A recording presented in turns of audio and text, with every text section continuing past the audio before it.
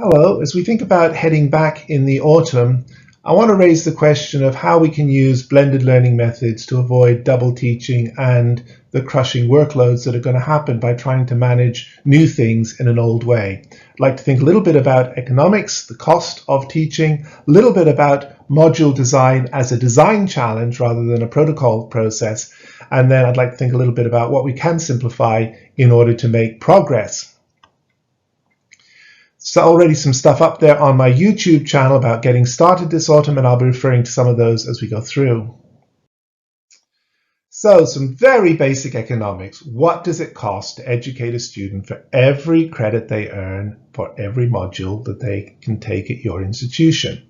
And are some students more compliant and easier to educate? Are they less expensive or more expensive? Is place-based learning and teaching more or less expensive than online? These are difficult questions philosophically, but I have to say, coming from an industrial background, I've been horrified at the way that the academic world goes about trying to answer these questions or avoid them.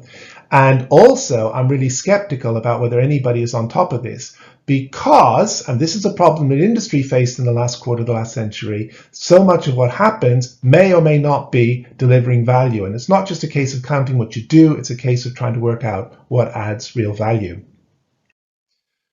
So in a very crude way, let's try and apply some value thinking to the challenge that we're all facing, which is about how we design our modules for the coming year.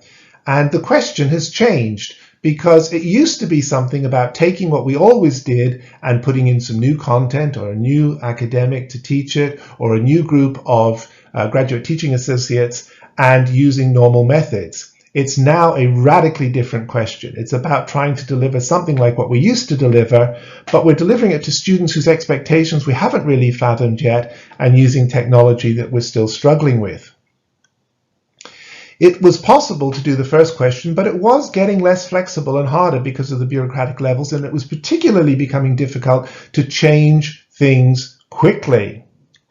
This question is a radically different one. It's not about changing what you used to do, it's about designing something from scratch.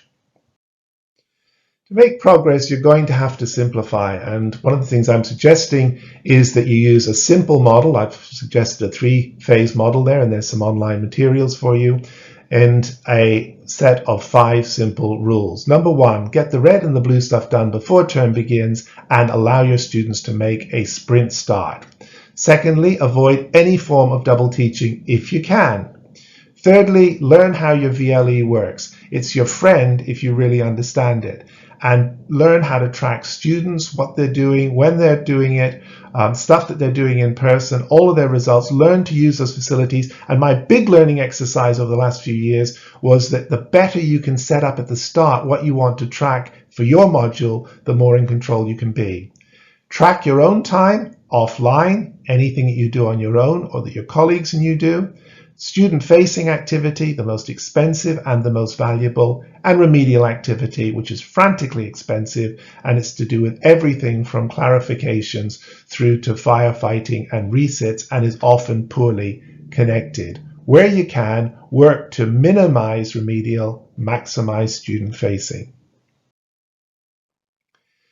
You've got the red and the blue stuff offline and out of the way at the start of term. You can then focus on your online piece, which is, as I say, the most expensive and valuable.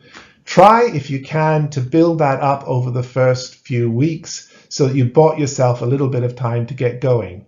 Set up roughly equivalent online and face-to-face and use your booking systems to make sure that people are not going to double book. Things in your favor are that students are realists and they know the world has changed. They accept that tracking is needed. They accept that in a world of massive scale and anonymity, somebody has to know what's happening.